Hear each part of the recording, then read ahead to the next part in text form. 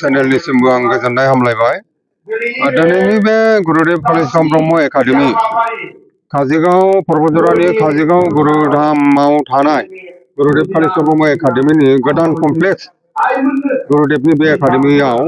दिनै गुरुदेव कालिचरण ब्रह्म ट्रास्टनि मानगोनां आफादगिरि डक्टर अजित बर' सारनि दैदेननायाव बिथांनि नाजानायाव मोनसे गुरुदेव कालिचरण ब्रह्म आफादनि सिबियारिफोरनि अर्थात ब्रह्म धोरोम सिबियारिफोरनि मोनसे सेमिनार जादों। बे सेमिनारखौ गुरुदेव कालिचरण ब्रह्म ट्रास्टनि मानगोनां आफादगिरि डक्टर अजित बर' बिथाङा दैदेनफैदों। बेवहाय फुंखा सुबुं महरै दुलाराय ब्रह्म धोरोम आफादनि लोगो आफादगिरि पतेन्द्र बसुमतारी बिथाङा फैदों। लोगोसे गाहाय नेहाथारि फैदों आरो सानै फुंखा सुबुं आलासि नुजाफैबावदों। दिनै बेहाय बे सेमिनाराव जे ब्रह्म धोरोम आफादा गुरुदेव कालिचरण ब्रह्म जेनाखि फोरोंलांनाय हाबा मावलांनाय बिनि सायाव गोथौ आरो गुवारै सावरायनाय जादों। ब्रह्म धोरोम आफादाव गुरुदेव कालिचरण ब्रह्म फोरोंलांनाया जग्याहुति होनाय एबा इसोर सिबिनायाल'नो ब्रह्म धोरोम आफादनि आयदा नङा। बेवहाय गुरुदेवा जाबायदि हाबा मावलांदों इसोर सिबिनायजों लोगोसे समाज फोसाबनाय, हारि जौगानायनि हाबा मावनाय, ओनसोल जौगानायनि हाबा मावनाय, सोलोंथाइ बिथिङाव, राजखान्थि बिथिङाव, समाज बिथिङाव जों धोरोम दैदेननायजों लोगोसे धोरोमखौल' मावालाबानो जोंनि समाज समाजखान्थि रांखान्थि मोनफ्रोमबो बिथिङाव सांग्रां जानायानो ब्रह्म धोरोम सिबियारि भक्तफोरनि बिबान हाबाफारि जानांगौ। बे बाथ्राफोरखौ सेमिनाराव सावरायनाय जादों आरो फुंखा सुबुं बिथांमोनहा बे बाथ्राफोरखौ फोरोंनाय जादों, मिथिहोनाय जादों आरो बिथांमोना पेपाराव बेफोर बाथ्रानि सायावनो अध्ययन खालामनानै बिथांमोना लिरनानै लाबोदों। जे गुरुदेव कालिचरण ब्रह्मआ जेरैहाय ब्रह्म धोरोम फोसावनायावल' थाबथायालासेनो ब्रह्म धोरोम फोसावनायजों लोगोसे गुरुदेवा जेरैहाय नोङो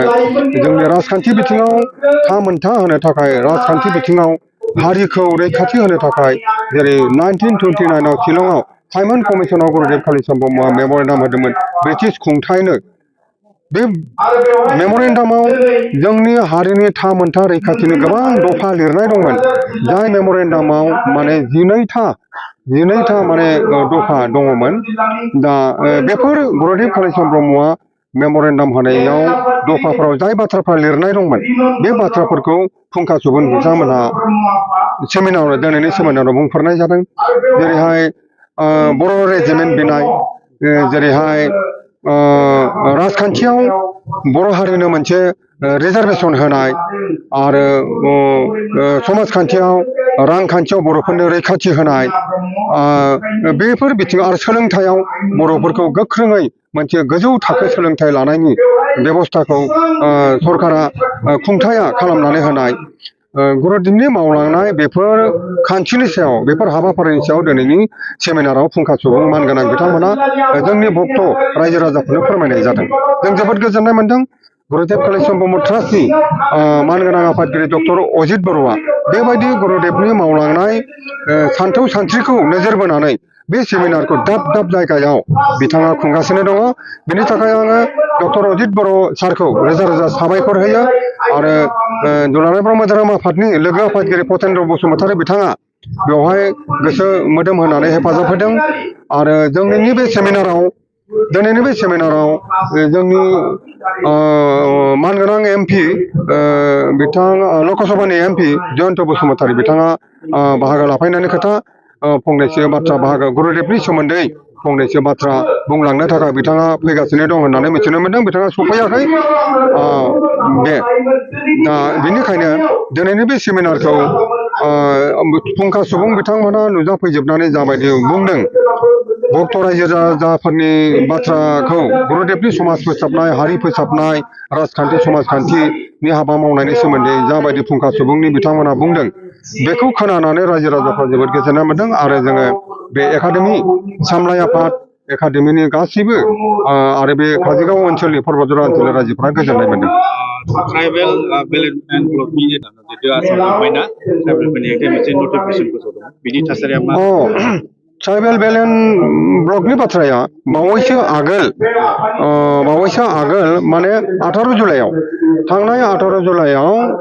आसाम सरकारा 18 जुलाइ माने 18 जुलाइआव बिथांमोना आसाम सरकारा मोनसे नटिफिकेशन जारि खालामदों जाय नटिफिकेशनाव लिरनाय दंमोन जे Tirap tribal belt and block Tinsukia जिल्लानि मार्घेरिटा साब डिभिजननि सिङाव थानाय तिराप मोनसे ट्राइबेल बेल्ट गिदिर गुवार ओनसोल मोनसे हाजोआरि मोनसे ओनसोल बे तिरापआव ट्राइबेल बेल्ट आरो बेवहाय जोंनि एसेल' ट्राइबेल एसेल' सुबुं सानखो गोनां जेरै सिंफो खाम्फे निफ्राय आरम्भ खालामनानै 8थासो एसे ट्राइबेल बिथांमोना दङ नाथाय बे ओनसोलाव बे तिराप ओनसोलाव 8था नन प्रोटेक्टेड क्लासनि जायफोरनाखि हुरुक्षित श्रेणीनि नङा बिथांमोन 8था जेरै आहम मतान मरक आहम कच राजबंशी मरान मटक चुटिया सा जनगोष्ठी नेपालीखौ गरखा हिसाबै बाहाय बे 8था जे सुरक्षित नङै प्रोटेक्टेड क्लास नङै बिथांमोनखौ 8था जनगोष्ठीखौ प्रोटेक्टेड क्लास हिसाबै नटिफिकेशन खालामनाय जादों बे तिराप ट्राइबेल बेल्टआव जोंनि ट्राइबेलफ्रा एसेल' बिबां गोनां सिंफो खाम्फे लांफे बिदिनो गोबां मुं जोबनो हायै ट्राइबेल एसे दङ दा बे एसे बुरजा आरो गोजौ थाखोनि बिथांमोनहा माने बे एसेबां बुरजा बे प्रोटेक्टेड नङैखौ प्रोटेक्टेड खालामनानै होनायाव तिराप ओनसोलाव थानाय जोंनि इन्डियानि अरिजिनाल ट्राइबेलफोर एसेल' बिबां बिथांमोना जोबस्रांगोन आरो ट्राइबेल हारिखौनो फोजोबस्रांनायनि बियो मोनसे सरकारनि थांखि आसाम सरकारनि डक्टर हिमन्त बिश्व शर्मा बिथांनि बे सरकार बिथांनि थांखिया ट्राइबेल हारिनि फारसे मोजां नङा होननानै जों साननो बाध्य जादों बेनिखायनो थांनाय साननै आगोल जों बे नटिफिकेशननि एगेन्स्टै तीव्र प्रतिबाद खालामनाय जादों आरो बे नटिफिकेशनखौ जों सावनानै दुलाराय आसामाव जों दिन्थिनाय जादों बेनि उनावहाय 19 तारिखआव नङा साननै आगोल डक्टर हिमन्त बिश्व शर्माया जोंनि ट्राइबेल संघखौ गुवाहाटीआव लिंहरनानै बिथाङा सावरायदों आरो सावरायनायनि गेजेराव डक्टर हिमन्त बिश्व शर्माया बे नटिफिकेशनखौ माने मडिफाइ खालामनाय जागोन होननानै बिथाङा खोथा होदों आरो दिनैनि दिनाव डक्टर हिमन्त बिश्व शर्माया तिराप ओनसोलाव मार्घेरिटा साब डिभिजननि सिङाव थानाय तिराप ओनसोलाव बिथाङा भिजिट खालामहैदों आरो तिराप ओनसोलाव थानाय जोंनि जेसेबां ट्राइबेल माहारिनि दल संगठन रायजो राजाफोर दं लोगोसे जोंनि ट्राइबेल संघनि दैदेनगिरिफोर मिरुनि बिथांमोनजों रायज्लायनानै बे नटिफिकेशनखौ